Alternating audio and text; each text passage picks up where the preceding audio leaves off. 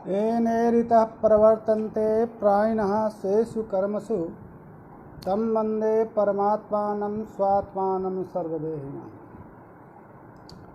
नमो नवघनश्याम कामकामिते देहिने कमलाकाम सौदाम कर्णकामुपगेहिने। इसके पूर्व अद्वैत वेदांत सम्मत प्रत्यक्ष स्वरूप का विचार किया गया। प्रत्यक्ष के उपरांत अनुमान स्वरूप का विचार हुआ। अब उपमान स्वरूप का विचार करता। अनुमान स्वरूप में जो न्याय शास्त्र से विलक्षणता थी उसका प्रतिपादन किया गया है। यहाँ प्रत्यक्ष में भी अनुमान न्याय सम्मत प्रत्यक्ष प्रमाण से वेदांत का जो प्रत्यक्ष प्रमाण है उसमें जो विषमता थी, जो वैशिष्ट था, उसका प्रतिपादन किया गया। उपमान स्वरूप में भी पूर्णतया न्याय के उपमान से वेदांत के उपमान की विलक्षणता है। अथ उपमानम निरूप्यते, ठीक। अथ अनुमानोत्तरम उपमानम प्रमाणम निरूप्यते। उपमिति प्रमा है, औपमिति का कारण उपमान जो है प्रमाण है।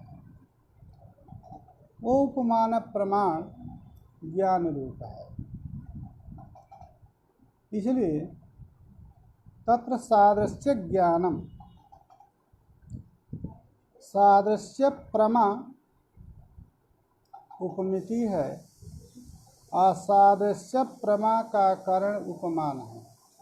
ये वेदांत का सिद्धांत है। और नैयायिकों के यहाँ जो विलक्षणता है उसको बता दें।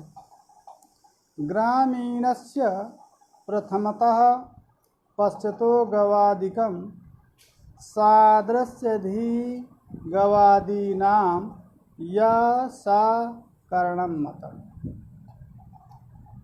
इतने में ठीक कोई बात नहीं। इनके यहाँ भी गो गवादी जो पदार्थ हैं उनका जो सादृश्य ज्ञान है वो कारण, परंतु व्यापार क्या है? वाक्यार्थस्य अतिदेशस्य। अतिदेश जो वाक्य है, आरण्यस्थ पुरुष ने जो का जो वाक्य है गौरीयु गवयः।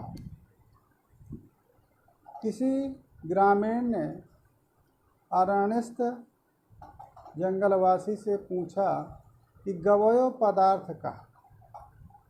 तो गवयो पदार्थ की जिज्ञासा है।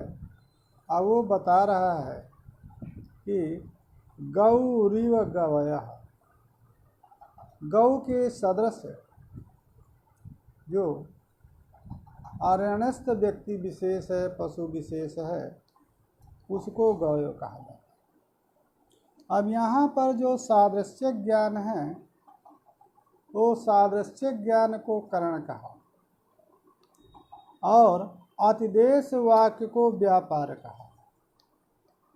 और गवादी पदों की जो शक्ति भी उपमा फल, शक्ति ज्ञान को उपमा का फल कहते हैं। उनके यहाँ ये नहीं है। वेदांती के यहाँ माने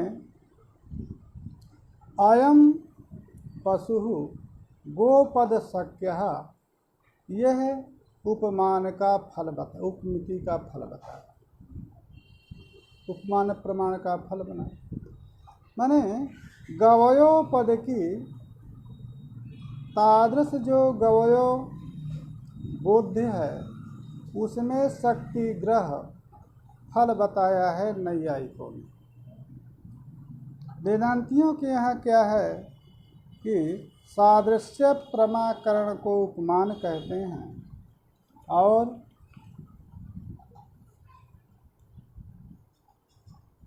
उसको बता रहे हैं।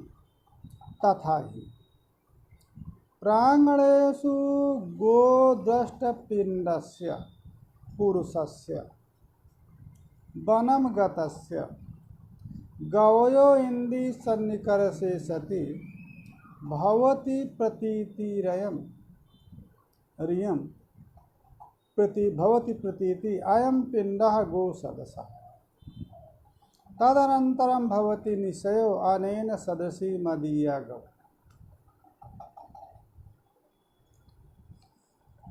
इनके यहाँ अतिदेश वाक्य इत्यादि को न मान करके कह रहे हैं कि कोई जो प्रांगण में अपने गृहादि में जिसको गोपिंड का दृष्ट गोपिंडस्य गोपिंड का गो पशु का दर्शन जिसने किया है ऐसा पुरुष जब बन जाता है तो गवय का इंद्री के साथ सदस्य होता है। जो गवयो पशु है आदरणस्थ पशु उसके साथ इंद्री सन्निकर्ष चाक्षुष प्रत्यक्ष होता है और चाक्षुष प्रत्यक्ष होने के बाद अयम पिंड वो जो दृष्ट पिंड है आदरणस्थ दृष्ट पिंड है उसमें गो सादृश्य ज्ञान।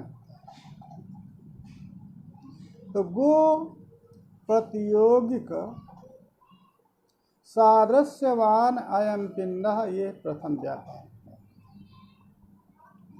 यह व्यापार के उत्तर काल में फल क्या होता है? अनेन सदृशी मदीया गौ एतत् गवयो प्रतियोग सादृश्यवती मदीया गौ। यह सादृश्य ज्ञान ये प्रमाण। इंद्रिय सन्निकर्ष करण है। व्यापार जो है वो सादृश्य गवयो गो प्रतियोगिक गवयानुयोगिक जो सादृश्य ज्ञान है वो ज्ञान व्यापार है और गवयो प्रतियोगिक गौ अनुयोगिक जो ज्ञान है वो फल है। ये इनका मत है। तत्र अन्वय व्यतिरेकाभ्याम गवयो निष्ठ गो सादृश्य ज्ञानम करणम। तब गवयों में जो रहने वाला गो सादृश्य है इंद्रिय सन्निकर्ष के उत्तर काल में जो गो सादृश्य है उसको करण माना। इंद्रिय सन्निकर्ष को करण न मान करके क्योंकि सादृश्य ज्ञान को करण माना। तो अन्वय व्यतिरेकाभ्याम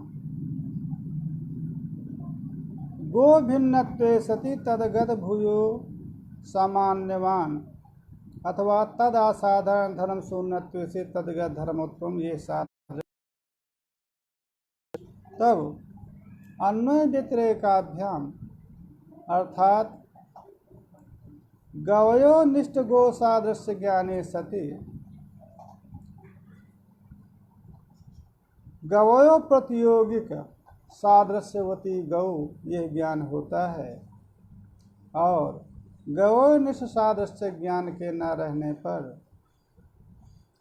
गवयो प्रतियोगिक सादृश्यवती गौ यह ज्ञान नहीं होता है। अतः अन्वय व्यतिरेक के द्वारा ही कारणता सिद्ध होती है।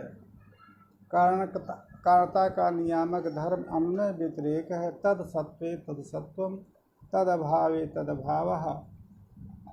गवयो निष्ठ गो सादृश्य ज्ञाने सति गौनिष्ठ गवयो गोनिष्ठ गवयो सादृश्य ज्ञानम जायते। गोनिष्ठ गवयोनिष्ठ गो सादृश्य ज्ञानाभावे गोनिष्ठ सादृश्य ज्ञानम न जायते। अतः अन्वय व्यतिरेक, ये जो है सादृश्य ज्ञान जो है ये फल है। तो सादृश्य ज्ञान ही माने गवयोनिष्ठ गो सादृश्य ज्ञान कारण है, वो उपमान है, मध्य में किसी व्यापार की अपेक्षा न करके, और गोनिष्ठ गवयो सादृश्य को फल कहते हैं। न चेदम प्रत्यक्षेण संभवति, यह जो गो में गवयो सादृश्य ज्ञान है ये प्रत्यक्ष से हो जाए, कहा प्रत्यक्ष से नहीं है। क्यों? जिस काल में गवयो दर्शन से गवयो प्रतियोगिक गो अनुयोगिक सादृश्य ज्ञान फल हो रहा है, उस काल में गोपिंड इंद्रिय सन्निकर्ष नहीं। तो जब गोपिंड इंद्रिय सादृश्य होता, गोपिंड का इंद्रिय सन्निकर्ष होता, तब तो ये कहा जा सकता था कि क्योंकि गो का जब इंद्रिय सादृश्य गो पदार्थ जब इंद्रिय सन्निकष्ट होगा तभी गो में रहने वाला गवयो प्रतियोगिक जो सादृश्य है उसका ज्ञान होगा।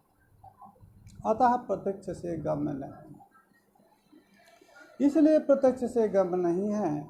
उस समय प्रत्यक्ष गवयो का है, उस गवयो में गो प्रतियोगी सादृश्य ज्ञान हुआ, परंतु उसका जो फल है गवयो प्रतियोगी सादृश्यवती गौ, वो गौ इंद्रिय सन्निकष्ट नहीं है। जब इंद्रिय सन्निकष्ट होती तब गौ में रहने वाला गवयों का जो सादृश्य है वो सादृश्य ज्ञात होता। गोपिंडस्य तदा इंद्रिय असन्निकर्ष, अनुमान से हो जाए। कहने का तात्पर्य है कि उपमान प्रमाण न माने प्रत्यक्ष के द्वारा ही गो में गवयो सादृश्य प्रमा हो जाए तो प्रत्यक्ष के द्वारा संभव नहीं है। ये अनुमान के द्वारा कह दें, अनुमान प्रमाण, अनुमान प्रमाण से भी नहीं हो सकता। क्यों? गवयोनिष्ठ सादृश्य, जो गवयोनिष्ठ सादृश्य है वो गवयोनिष्ठ सादृश्य गो सादृश्य, गवयोनिष्ठ जो गो सादृश्य है वो गोनिष्ठ गवयो सादृश्य का लिंग नहीं। अतः यदि यह गवयो सदृशः,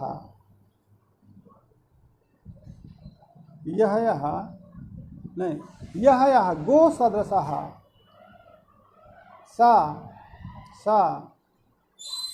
यह गो सदृशः, सादृश्य ज्ञान को हम फल बनाएं, सा गवयो सदृशः, ये कैसे हो सकता है? गो सादृश्य गवयों में रहेगा और वो गवयो सादृश्य गवयो का में गवयो सदृश नहीं हो सकता। यह गो सादृश्यवान सा गवयो सादृश्यवान ये नहीं हो सकता है, क्योंकि गो सादृश्यवान गवयो है, वो गवयो जो है गवयो सादृश्यवान नहीं। अतः व्याप्ति न होने के कारण अनुमान के द्वारा गताता नहीं। कहा कि न हो, आप ऐसा कर लीजिए, मदीया गौ एतद गौ सदृशी, एतत् निष्ठ सादृश्य प्रतियोगिकत्वात्। गवयो सादृश्य को लिंग न माने, अपितु एतत् निष्ठ सादृश्य प्रतियोगित्व को लिंग मान लें। पक्ष गो में गवयो सादृश्य फल है, तो पक्ष गौ को ले। अब गौ में, मदिया गौ में गवयो सादृश्य सदृशी गवयो सादृश्यत्व को साध्य बना ले। एतत् निष्ठ गवयो निष्ठ सादृश्य प्रतियोगित्व को हेतु बना ले। यह यद गत सादृश्य प्रतियोगी सा तत्सदसः, यह जो है दृष्टांत को बना ले। यथा मैत्र निष्ठ सादृश्य प्रतियोगी चैत्र मैत्र सदसः। इसलिए ये अनुमान से ही संभव हो सकता है। चलिए, एतद निष्ठ सादृश्य प्रतियोगित्व, ये जो है हेतु मैत्र चैत्र को ले। चैत्र में मैत्र निष्ठ सादृश्य प्रतियोगित्व है, क्योंकि चैत्र मैत्र सदृशः। तो मैत्र निष्ठ जो सादृश्य है, उस सादृश्य का प्रतियोगी चैत्र है। अतः चैत्र प्रतियोगी है, तो प्रतियोगित्व चैत्र है। क्योंकि सादृश्य यद किंचित प्रतियोगिक यद किंचित अनुयोगिक होता है। तद भिन्नत्वे सद तद भूयो धर्मवत्वम। भेद घटित में ही सादृश्य होता है, धर्म भूयस्त्वेन सादृश्य होता है। अतः जिसमें सादृश्य लेते हैं वो दोनों भिन्न होते हैं। चैत्र मैत्र सदसः, तो मैत्र से चैत्र भिन्न है। अब इसको हम यहाँ पर हेतु को ले जाएंगे, तो एतत् पद से मैत्र को लेंगे, और उस मैत्र में रहने वाला जो सादृश्य है वो मैत्र चैत्र सदृशः है, चैत्र का सादृश्य है। अतः मैत्रनिष्ठ जो सादृश्य है, उस सादृश्य का प्रतियोगी चैत्र है। अतः चैत्र में तत् माने मैत्रनिष्ठ सादृश्य प्रतियोगित्व है। अतः जो एतन्निष्ठ सादृश्य प्रतियोगी है वो एतत् सदस्य है। अतः चैत्र जो है वो मैत्र सदस्य है। इस प्रकार का दृष्टांत बना करके, क्योंकि यो यदगत सादृश्य प्रतियोगी, जो माने मैत्र चैत्र यदगत सादृश्य प्रतियोगी मैत्रगत सादृश्य प्रतियोगी सा चैत्र मैत्र सदस्य। यथा मैत्र प्रतियोगी का चैत्र है।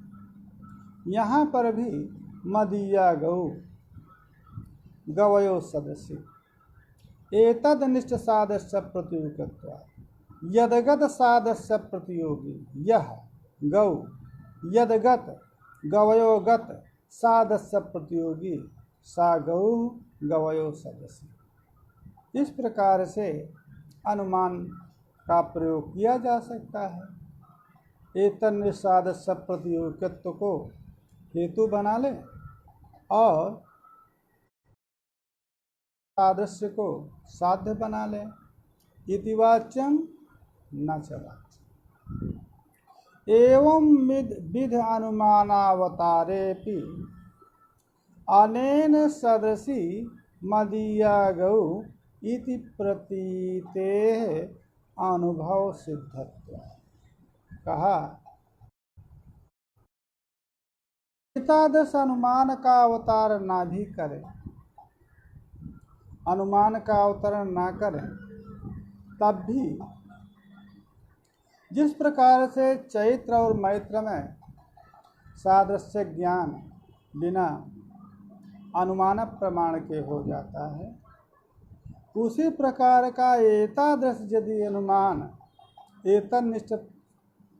एतदनिष्ठ सादृश्य प्रतियोगित्व के द्वारा एतत् सादृश्य का साधन तो अनुमान के न रहने पर भी हो जाता है। अतः अनुभव सिद्ध है। अनुभव सिद्ध होने के कारण सिद्ध साधन दोष है। एतादृश अनुमान जहाँ पर एतदनिष्ठ सादृश्य प्रतियोगित्व भी ज्ञात है जिसको, वहाँ पर एतदनिष्ठ सादृश्य एतद गौ सदस्य तदगत सादृश्य ज्ञान भी हो जाएगा। अतः एतादश अनुमानावतारेपि अनेन सदसी मदीया गौ, यह एतादृश जो प्रतीति ये अनुभव सिद्ध है।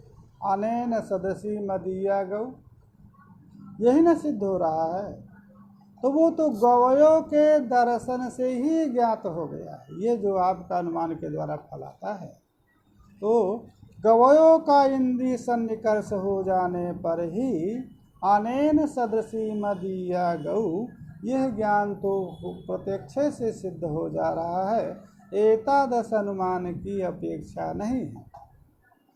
जो एतद निसादृश्य प्रतियोगित्व रूप हेतु के द्वारा एतद सादृश्य साधन कर रहे हैं, वो तो गवयों का इंद्रिय सन्निकर्ष हो जाने पर अनेन सदसी मदीया गौ, ये प्रत्यक्ष सिद्ध है। अतः अनुमान के अवतार की आवश्यकता नहीं। दूसरी बात, यदि अनुमान गम्य मानेंगे या प्रत्यक्ष गम्य मानेंगे तो उपमिनोमि ये अनुव्यवसाय होता है। ज्ञान होने के बाद उपमिनोमि यह व्यवहार होता है। अतः यदि उपमिति नहीं होगी, उपमिनोमि यह व्यवहार नहीं होगा, अनुमान होगा तो अनुमिनोमि, और यदि प्रत्यक्ष होगा तो जानामि, ये अनुव्यवसाय है। अनुव्यवसाय उपमिनोमि होता है। अतः उपमिति के द्वारा ही गो में गवयो सादृश्य ज्ञान मानना है, क्योंकि तो प्रथम गवयो का इंद्रिय सन्निकर्ष, गवयों का इंद्रिय सन्निकर्ष हो जाने पर गो सादृश्य ज्ञान, और गो सादृश्य ज्ञान के उत्तर में गवयो प्रतियोगी सादृश्य ज्ञान, माने गवयो सादृश्य ज्ञान आपको मानना होगा गौ।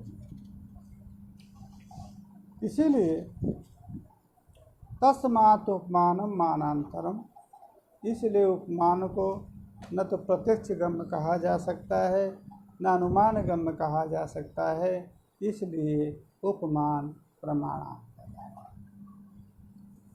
ये वेदांतियों का उपमान का स्वरूप है। नैयायिकों के उपमान के स्वरूप से विलक्षणता हमने बता दिया।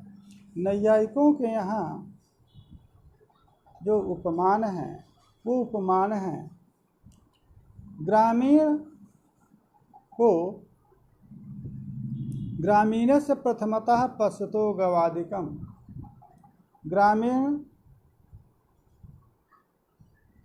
जो ग्रामवासी है वो प्रथम अरण्य में जा कर के गवादि का दर्शन, इसके बाद सादृश्य धी, गवादि नाम सादृश्य धी गौ सदृशोयम, ये ज्ञान होता है। तो इसको उन्होंने कारण बनाया है। इसके बाद गौरी व गवयः, यह जो आरण्यस्थ का वाक्य है, उस वाक्य अतिदेश का जो है, अतिदेश की असमति को व्यापार मानते हैं, और गवादि पदों की गवयो व्यक्ति में शक्ति को उपमा,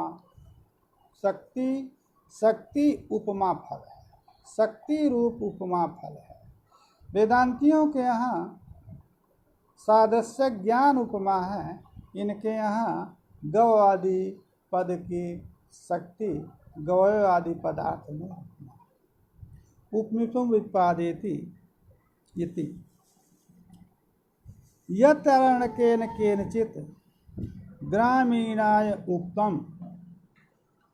जहाँ किसी आरण्यक जंगलवासी ने किसी को बताया कि गो सदृशः गवयो पदवाच्य है,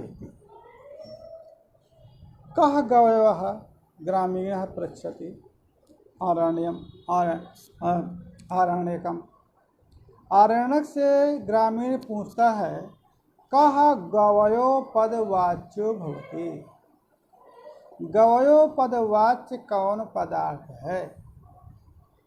वो ग्रामीण से आरण्यस्थ पुरुष कहता है, गवय गो सदृशः व्यक्ति विशेषः गवयो शब्दवाच्य है, गो सदृश व्यक्ति विशेष गवयो पदवाच्य है। इतना उसको यह वाक्य से ज्ञात हुआ कि है कोई गवयो व्यक्ति, गवयो पशु, जो गवयो पद से कहा जाता है वाच्य। पश्चात वो जो ग्रामीण हैं, किसी अरण्य आदि में गवयो को देखा, गवयो का इंद्रिय सन्निकर्ष है, गवयो का इंद्रिय सन्निकर्ष हो जाने पर गो सादृश्य ज्ञानम जातम, अयं गवयः गो सदृशः। गो प्रतियोगिक, गवयो अनुयोगिक सादृश्य ज्ञान होता है, यह गवयो गो के सदृश है। इसके बाद ये जो ज्ञात है, यही उपमिति, उपमिति जो प्रमा है, उस उपमिति प्रमा का कार्य। इसके उत्तर काल में व्यापार क्या होगा। व्यापार तो उसको कहते हैं तज्जन्य सद तज्जन्य जनकत्व। इस अयम गवयः गो सदृशः, इस ज्ञान से जायमान और उससे जन्म, जब इसमें सादृश्य ज्ञान होता है, इस सादृश्य ज्ञान के उत्तर काल में उस आरण्यस्थ पुरुष के अतिदेश वाक्य का स्मरण। आरण्यस्थ पुरुष ने ये बताया था कि जो गवयों के सादृश्य होता है वो गवयो पद वाच्य होता है, तो वो उससे जन्म। और वो जो अतिदेश वाक्य है, वो अतिदेश वाक्य यह गवयो सदृशः स गवयो पदवाच्य, वो जो अतिदेश वाक्य का स्मरण होगा, उस अतिदेश वाक्य से गवयो सदृश गवयो पदवाच्य है, ये फल। गो सदृशो गवयो पदवाच्य, ये जो अतिदेश वाक्य है, उस अतिदेश वाक्य का स्मरण होता है, और उस अतिदेश वाक्य स्मरण के उत्तर काल में गवयो पद की शक्ति, गवयो पद की शक्ति उस जो इंद्रिय सन्निकृष्ट गवयो पद है उसमें होती है।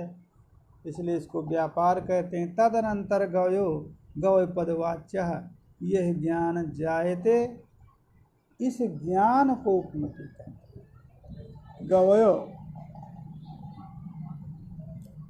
गवयो पदवाच्य अयं गवयः, तो वाच्यवाचक भाव गवयो पद की उस गवयो पशु में के साथ वाच्यवाचक भाव रूप संबंध शक्ति है, उस शक्ति ग्रह को वो फल मानते हैं। और उसको उन्होंने भी बताया कि अयम गव पदवाच्य ये उपमिति है, और गौवांतर में शक्ति ग्रह गौवांतरे शक्ति ग्रहा भाव प्रसंगात, यही उपमिति है। क्यों इसको उपमिति कहते हैं? कहा यदि इसको उपमिति नहीं कहेंगे तो अन्य गवयों में सादृश्य ज्ञान हो जाने के बाद अब फल तो ये होना चाहिए व्यक्ति को कि जो व्यक्ति एक गवयों में सादृश्य ज्ञान कर लिया, एक गवयों में गो का सादृश्य ज्ञान हो गया, तब यह ज्ञान हो गया कि यह गवयो है।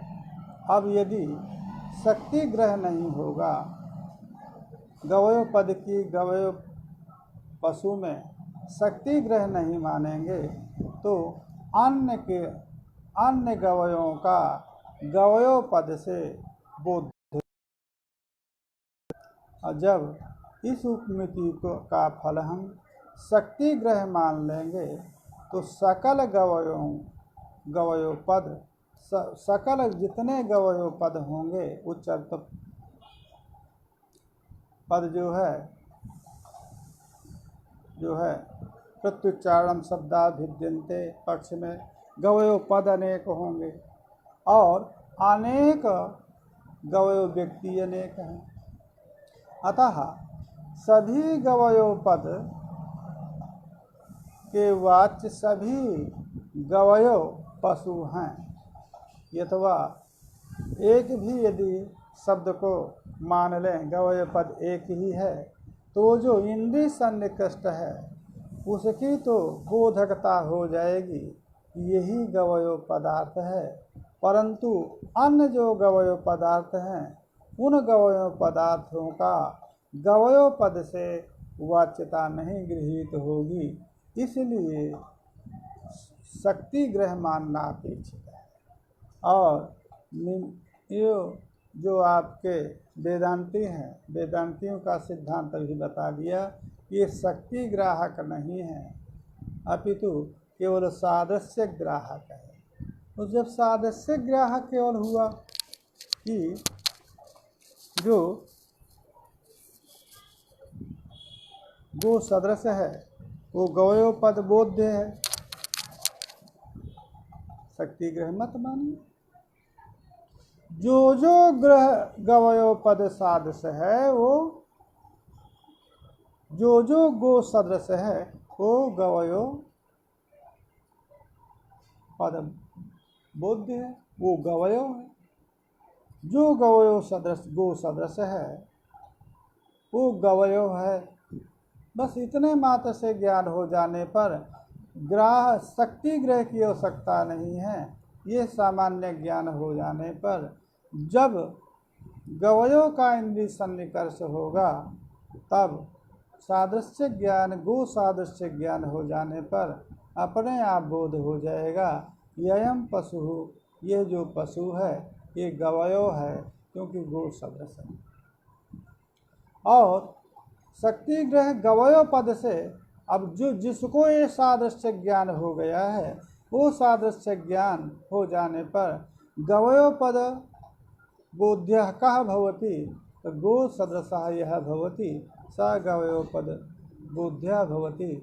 अतः साक्षात शक्ति ग्रह न माने, केवल इतना बोध मान लें कि जो गो सदृश है वो गवयो है। इतने अर्थ से ही आप गवयो पद जिसको गो सादृश्य जिसको गवयो में गृहीत हो गया है वो गवयो पद से भी गो सादृश्येन यह गो सदृशः स गवयः एतादृश अर्थ की प्रतीति हो जाती है। इंद्रिय सन्निकर्ष होने पर जहाँ भी इंद्रिय गवयों का सादृश्य होगा वहाँ पर भी इंद्रिय सन्निकर्ष हो जाने पर यह गो सदृशः स गवयः यह बोध हो जाएगा। अतः दोनों के सिद्धांतों में कोई वैमत्य नहीं है।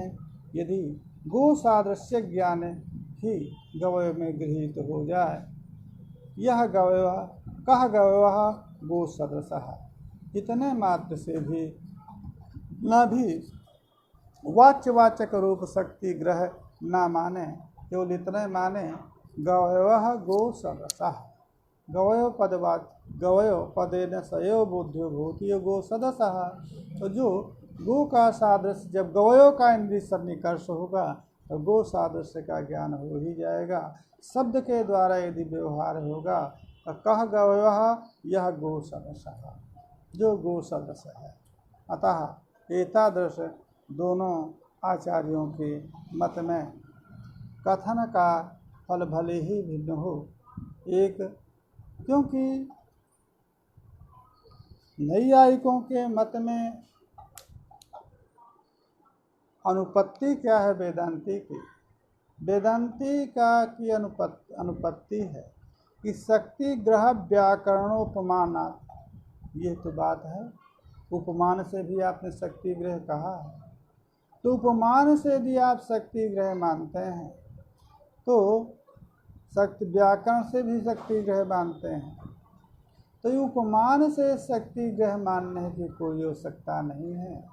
उपमान केवल उपमिति रूप प्रमा का जनक है। उस उपमिति रूप प्रमा के उत्पन्न हो जाने से ही अर्थ का बोध हो जाएगा। तो इस उपमान प्रमाण से सादृश्य ज्ञान से सादृश्य ज्ञान ही होगा। अतः सादृश्य ज्ञान को कारण मान करके सादृश्य ज्ञान को ही फल आप माने, उतने से भी लोक व्यवहार बाधित नहीं होता है। अब आप सादृश्य ज्ञान से व्यापार मानते हैं आरणस्थ पुरुष के अतिदेश वाक्य को। उस अतिदेश वाक्य के उत्तर काल में गवयो पद की, गवयो पदार्थ में शक्ति ये फल मानते हैं, ये कहाँ से है? अरे जब गवयो में गो सादृश्य ज्ञान होगा तो उस सादृश्य ज्ञान से गवयो का सादृश्य ज्ञान ही, यदि प्रथम जो अनेन सदसी मदीया गौ, ये जब ज्ञान होता है, गवयो सादृश्य ज्ञान यदि गो में गृहीत हुआ तो गो सादृश्य ज्ञान ही भी गवयों में गृहीत होगा, उसी को फल मानना चाहिए। और जो आप शक्ति ग्रह मानते हैं, क्योंकि शक्ति ग्रह व्याकरणोपमानात्, उपमान से ही शक्ति ग्रह आपने स्वीकार किया है, वो उपमान से जो शक्ति ग्रह है, उस उपमान की शक्ति ग्रह जो है वाच्यवाचक भाव रूप नहीं है, अपितु सादृश्य रूप है। सादृश्य रूप है गवयो सदृशः, गो सदृशः गवयः, ये सादृश्य रूप है। उतने मात्र से ही शक्ति ग्रह मानना चाहिए, क्योंकि उपमिति को अलग से प्रमा न मान करके शब्द के अंतर्गत ही प्रमा हो जाएगी। तो उपमिति उपमान को आप प्रमाण कहते हैं, और शक्ति ग्रह यदि आप फल को कहेंगे तो शक्ति ग्रह यद्यपि शाब्द बोध रूपात्मक हो जाए, क्योंकि घट पदार्थे शक्ति, इसी प्रकार से जो शक्ति ग्रह है वो शब्द जन्म होने के कारण शाब्द रूप प्रमा हो जाएगी, तो उपमा रूप प्रमा का विलोप हो जाएगा। यदि उपमिति प्रमा को मानते हैं तो उसके स्वरूप को का विवेक शब्द प्रमा से अतिरिक्तेन कहना है, क्योंकि शब्द प्रमा से ही तात्पर्य गृहीत होता है।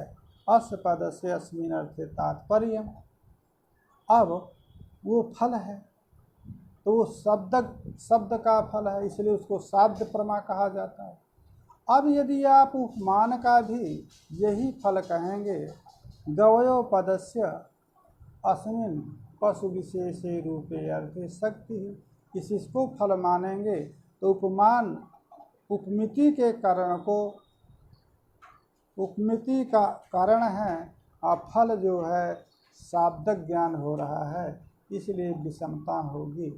और गवयो पद से तद वस्तु का तद व्यक्ति का बोध तो सादृश्य ज्ञान से भी संभव है, अतः सादृश्य ज्ञान को ही उपमिति मानना चाहिए। यही दोनों सिद्धांतों का विवेक था, इसीलिए हमने दोनों सिद्धांतों को कहा।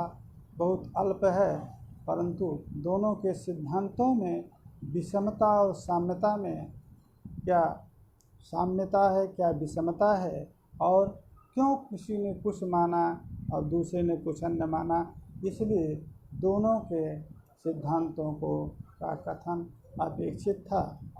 प्रकरण उल्लंघन नहीं करना चाहिए, इसलिए आज यहीं तक उपमान प्रमाण तक ही रहेगा। कल से शब्द प्रमाण बोलेंगे।